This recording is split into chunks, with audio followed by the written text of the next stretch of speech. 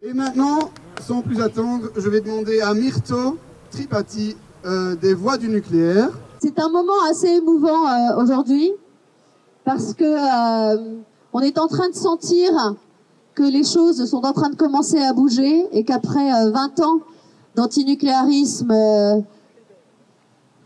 primaire, après 20 ans à se sentir assiégé finalement dans la citadelle Europe, qui s'est toujours voulu pro-science, pro-climat, pro-justice sociale, pro-héritage des Lumières, dont nous, la France, avons été un des instigateurs il y a de cela plusieurs siècles.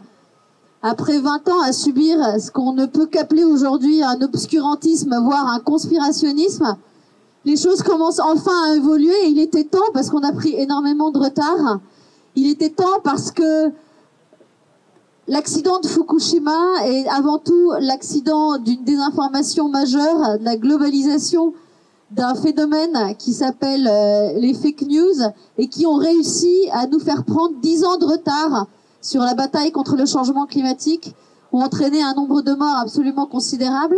Et rien que depuis 2019, c'est-à-dire depuis les 3 dernières années, c'est près de 26 centrales nucléaires qui ont été fermées pour des raisons politiques. La centrale nucléaire qui est derrière moi, c'est 2 à 3 millions de tonnes de CO2 qui étaient évitées jusqu'ici chaque année et qui vont repartir dans l'atmosphère alors qu'on est en crise énergétique et en crise climatique.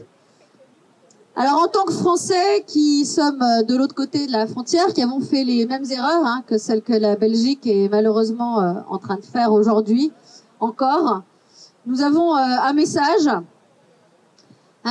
qui est de se rappeler que sont ici présents autour de moi, mais également aux frontières, la France, certes, mais aussi le Luxembourg, l'Allemagne, et puis finalement tous les autres pays européens, et puis toutes les victimes de ces politiques qu'on est en train de mener, y compris les Ukrainiens et y compris les générations futures. Tout cela, ce sont vos voisins, c'est nous, nous sommes parmi vous. Nous partageons nos frontières, nous partageons une culture, nous partageons notre histoire, des valeurs, et puis surtout un destin commun à partir de maintenant. Nous partageons aussi l'ennemi à nos portes, souvent.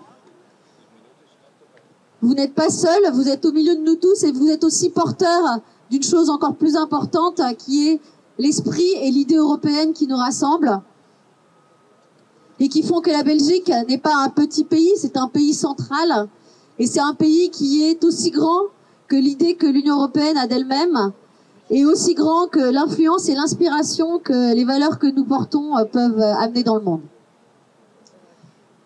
Vous devez donc vous poser ces questions et je les adresse directement au peuple belge et au-delà aux politiciens qui, je l'espère, vous écoutent et vont prendre en compte votre opinion si on en croit les sondages. Pourquoi vos choix énergétiques sont-ils aujourd'hui différents de ceux des nôtres? S'il vous plaît, gardez ces centrales nucléaires ouvertes. Rouvrez les autres, empêchez qu'elles ferment. Elles fonctionnent et vous en avez besoin autant que nous. Merci. Super. Merci beaucoup Myrto.